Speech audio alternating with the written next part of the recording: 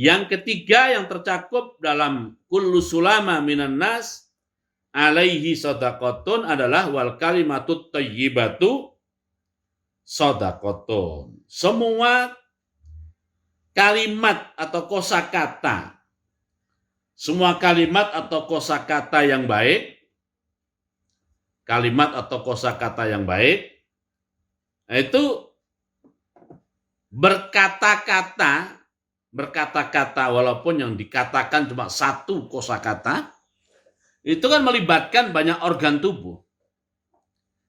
Melibatkan banyak organ tubuh. Apalagi yang pernah belajar tajwid ya. Itu kan setiap huruf itu mempunyai satu makhraj. Nah, di posisi makhraj itu ada nilai sedekahnya. Setiap huruf ada posisi makhrajnya. Lalu setiap huruf itu mempunyai lebih dari satu sifat. Minimal kan 5 sifat. Setiap huruf itu minimal 5 sifat. Dan untuk mengucapkan secara tepat huruf tertentu sesuai dengan makhraj dan sifatnya itu melibatkan banyak organ tubuh. Nah, berkata-kata seperti itu nilainya bukan hanya satu sedekah. Semua yang terlibat itu masing-masingnya punya nilai sedekah. Umpamanya makhraj sin ya. Sin itu huruf sin baru akan berbunyi huruf sin, saya suka gitu kan, ada 2 S gitu. Itu melibatkan berapa gigi itu kan? Giginya harus menggigit gini kan. Nah, lalu ujung lidahnya didorong ke posisi ujung gigi atas dan bawah. Lalu kita dorong napas dari dalam gitu. Nah, itu berapa yang terlibat itu? Berapa sulama yang terlibat untuk keluarnya huruf sin itu?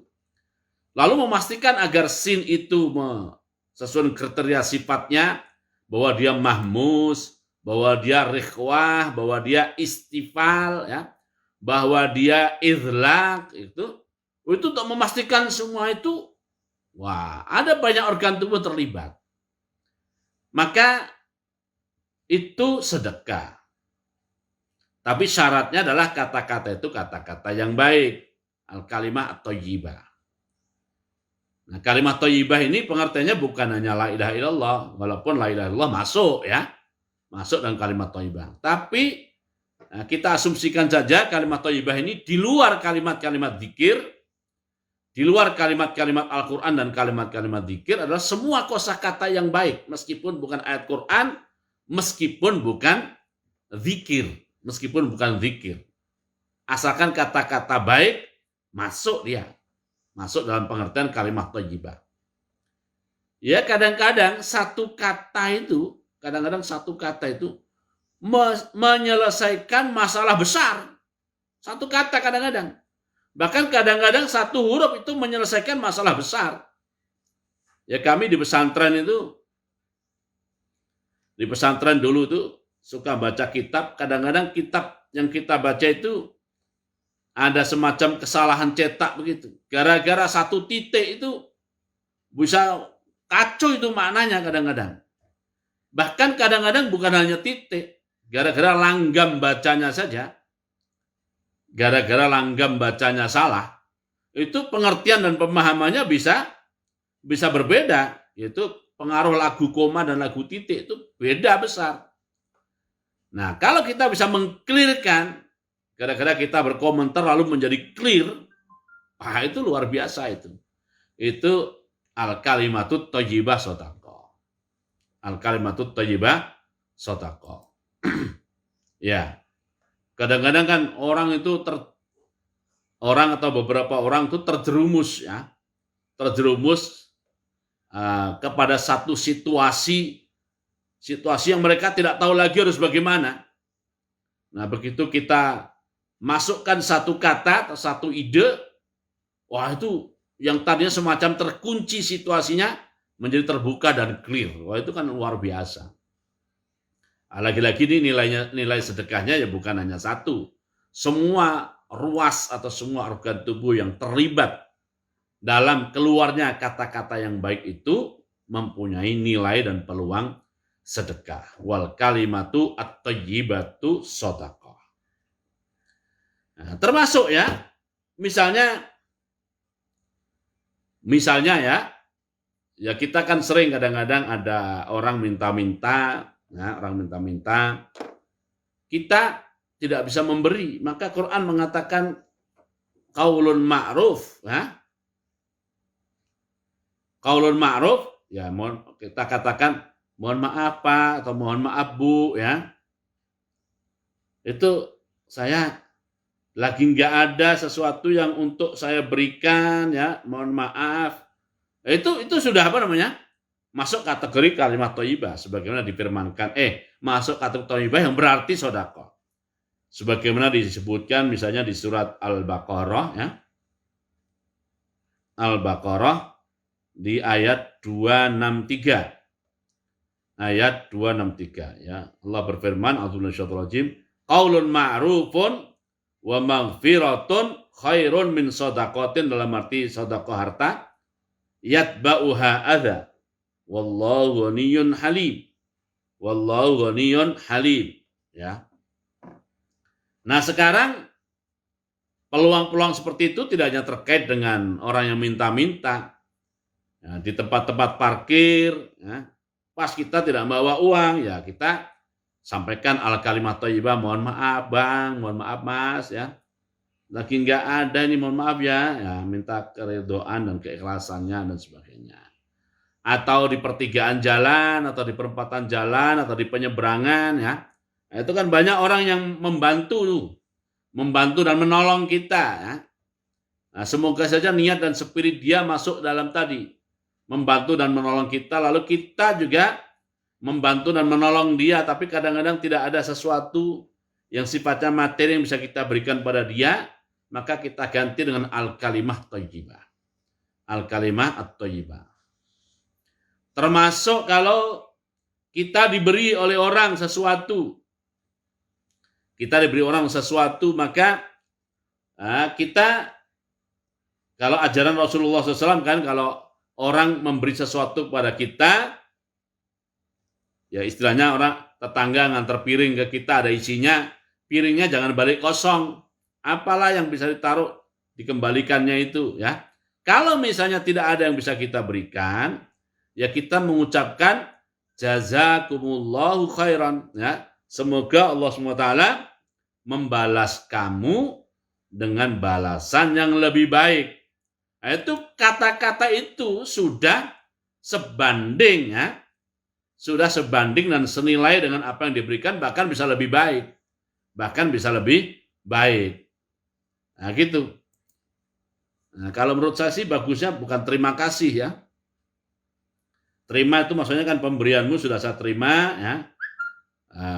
Kasih itu apa, ya?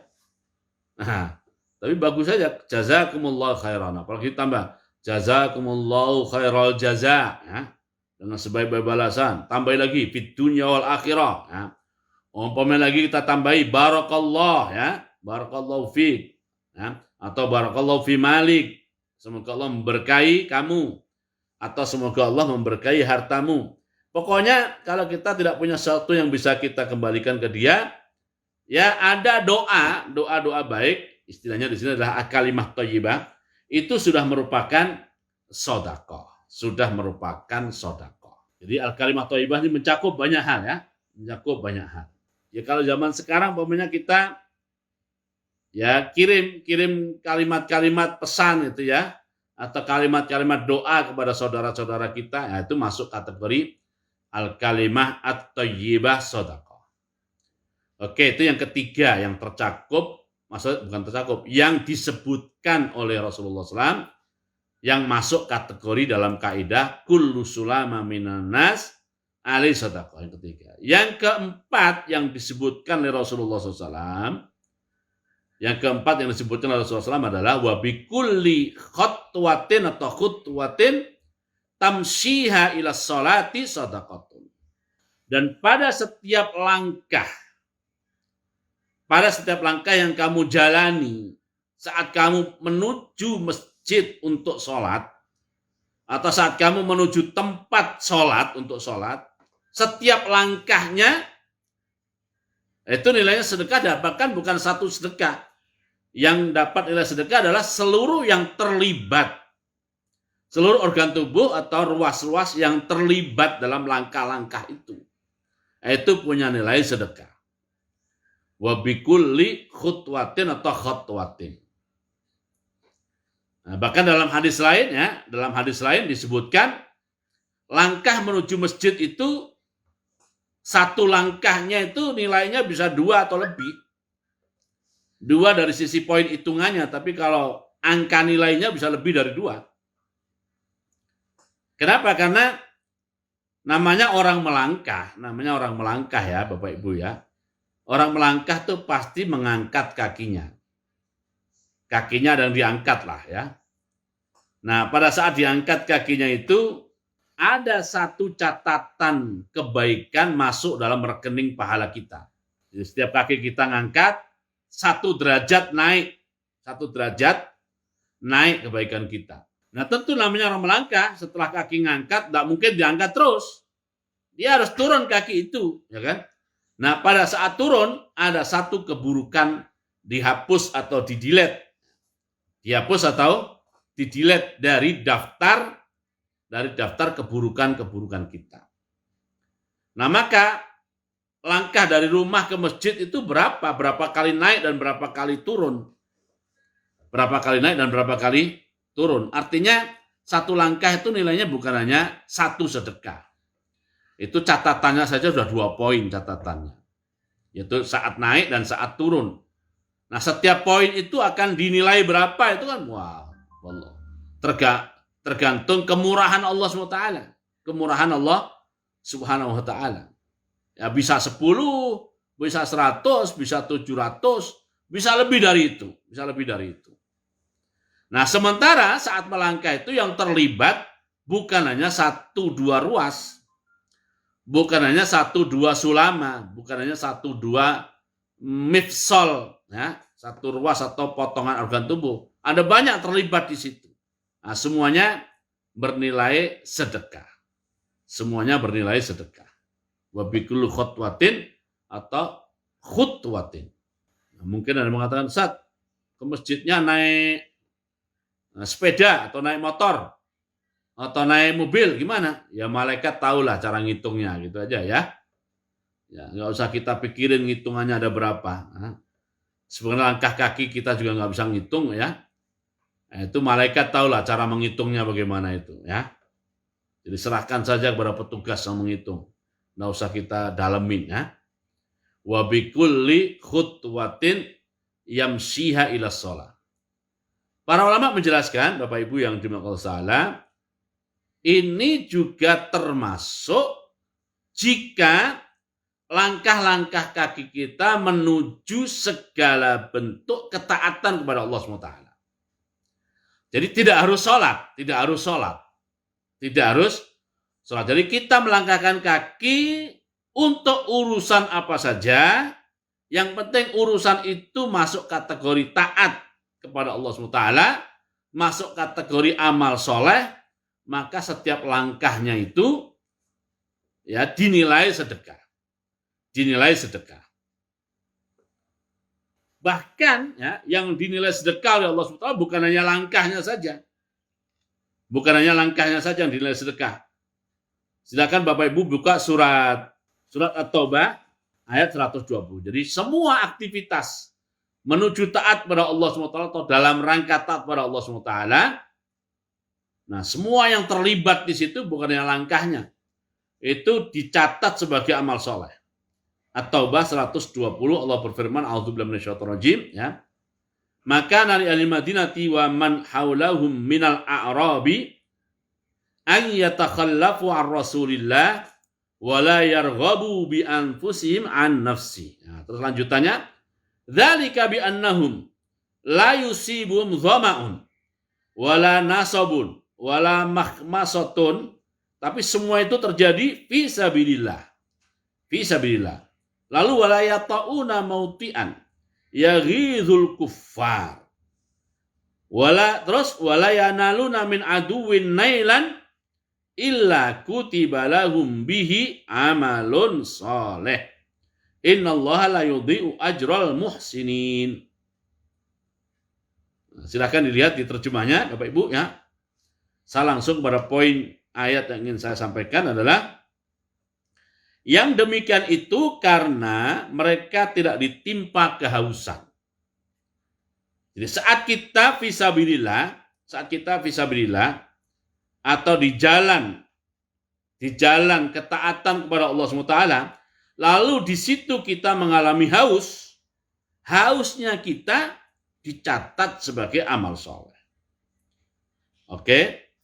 Atau mengalami kepayahan, payahnya kita, karena kita sedang berada fisabilillah, payahnya kita, seperti pagi-pagi ini ya, sebenarnya sih masih ngantuk sebenarnya ya. Karena kebetulan tadi malam umpamanya ini ya, tidurnya agak terlambat, masih ada acara sampai tengah malam lewat umpamanya. Sehingga pagi-pagi untuk ngaji ini payah betul ini ya. Payah betul ya. Udah minum kopi masih ngantuk pula umpamanya ya kan. Nah itu kopinya insya Allah ya. Kopinya itu bagian dari hasanat yang ditulis di sisi Allah SWT. Melawan ngantuknya juga ya dicatat. Rasa letih dan payah penatnya semuanya kutiba lahum bihi amalun soleh ya. Kemudian juga dan tidak pula menginjak suatu tempat yang membangkitkan amarah orang-orang kafir. Jadi gara-gara Bapak Ibu ngaji, iblis dan setan jadi marah ya. Semakin marah, poin yang kita dapatkan sebagai catatan baiknya semakin bagus dan semakin banyak. Semakin bagus dan semakin banyak. Makanya ya, wah kita payah betul tuh ya supaya nggak ngantuk dengerin. Jadi setan udah menggodanya udah nggak bisa lagi suruh mundur dari ngaji umpamanya. Dia ambil kipas, pasi pelan-pelan sampai digosok-gosok pelan-pelan ya kan, supaya ngantuk. Tapi kita lawan ngantuknya, wah itu semakin jengkel iblis dan setannya, poin kita semakin bertambah. Poin kebaikan kita semakin bertambah ya. Juga dan tidak lalu mana lagi ya? Tidak menimpakan suatu bencana kepada musuh kecuali semua itu akan dituliskan bagi mereka sebagai suatu amal kebaikan. Jadi walaupun tekstual hadisnya mengatakan yang tamsiha ila sholat, menuju sholat, tetapi berdasarkan dalil-dalil lain baik dari ayat ataupun hadis-hadis lain, tercakup adalah semua langkah menuju kebaikan. Semua langkah menuju kebaikan, dan bahkan yang dicatat juga bukan hanya langkahnya, tapi semua yang terlibat dalam kebaikan itu mulai haus, capek, penat, ngantuk, dan sebagainya, semuanya akan dinilai sebagai sedekah. Ini yang disebutkan oleh Rasulullah SAW sebagai penggambaran tercakup oleh kaidah kullu sulama minan nas alaihi shadaqatun. Yang keempat ya. Yang terakhir yang kelima yang disebutkan oleh Rasulullah SAW sebagai bagian yang tercakup oleh kaidah kullu sulama minan nas alaihi shadaqah adalah wa tumitul adza 'anit tariqi shadaqatun.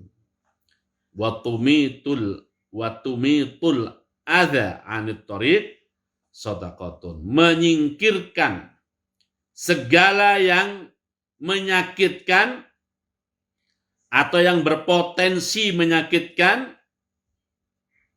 atau yang menimbulkan efek bau tidak sedap ya, atau yang mengganggu, pokoknya yang berpotensi mengganggu, baik dari mengganggu fisik atau mengganggu penciuman atau mengganggu pandangan, itu disingkirkan. Itu semuanya bernilai sedekah, dan semua yang terlibat dalam prosesi itu setiap ruasnya dicatat sebagai sedekah yang berdiri sendiri. Dan di hadis lain ini masuk kategori cabang iman yang dihitung paling rendah. Padahal rendahnya saja itu banyak nilainya. Rendahnya saja nilainya apa? Banyak, apalagi yang lebih tinggi dari itu. Jadi watumitul adza 'anit tariq, tumitul adza anit thariq shadaqatun. Oke. Jadi masuk di sini duri, batu, apalagi beling, ya kan, pecahan kaca, sampah, ya, sampah, kotoran, umpamanya jalannya berlubang, ya, lalu lubangnya ditutup, atau ya apa saja yang berpotensi al-adza, menyakitkan atau mengganggu, itu menyingkirkannya termasuk sedekah nilainya.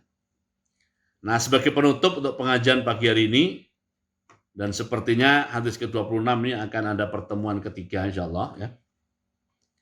Karena ada redaksi lain yang ada di Sahih Muslim yang belum saya jelaskan. Nah, sebagai penutup saya akan menyebutkan satu cerita ya.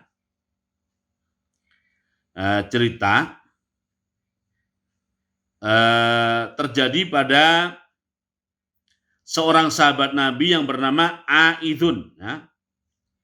Ada seorang sahabat Nabi namanya Aid ibnu Amr al-Muzani. Aid ibnu Amr al-Muzani. Radhiyallahu anhu. Aid ibnu Amr al-Muzani ini termasuk sahabat Nabi yang ikut berbaiat kepada Rasulullah SAW. Baiat yang dikenal dengan nama Baiatur Ridwan. Baiatur Ridwan, ya, ikut membaiat Rasulullah saat terjadi Baiatur Ridwan tahun 6 Hijriah di Hudaybiyah. Diceritakan bahwa seseorang bermimpi, dalam tidurnya bermimpi, dia bertemu dengan seseorang yang orang itu berkata kepadanya. Orang itu berkata kepada mimpi itu. Apa katanya? Basyir Aid ibn Amrin al-Muzani bil jannah. Tolong sampaikan berita gembira ya. Jadi orang tidur mimpi ketemu. Jadi orang anggaplah A tidur, dalam tidurnya bertemu dengan B. Dalam mimpinya tuh. Nah, B ini ngomong kepada A. Ngomongnya B kepada A begini, tolong berita gembira kepada Aid ibnu Amr al-Muzani bahwa dia akan masuk surga. Tapi si A ini kemudian setelah bangun lupa. Pesan itu tidak disampaikan kepada Aid. Nah, besok malamnya dia tidur lagi, ketemu lagi sama si B lagi. Dan B itu berkata kepada A, perkataan yang sama dengan kemarin. Tapi besoknya A ini lupa lagi, tidak menyampaikan kepada Aid. Maka di malam ketiga tidur lagi, bertemu lagi dengan B lagi, dan B itu berkata kepada A, ya, tolong beri berita gembira kepada Aid ibn Amr al-Muzani bahwa dia akan mendapatkan surga Allah Subhanahu wa taala.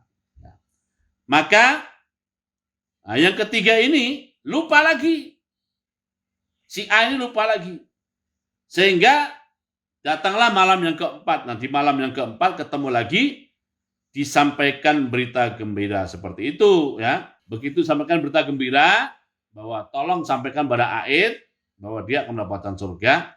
Maka A ini bertanya kepada B, emang apa yang dilakukan oleh Aid sehingga dia berhak mendapatkan surga Allah? Kenapa saya harus menyampaikan berita gembira ini kepada Aid bahwa dia akan mendapatkan surga?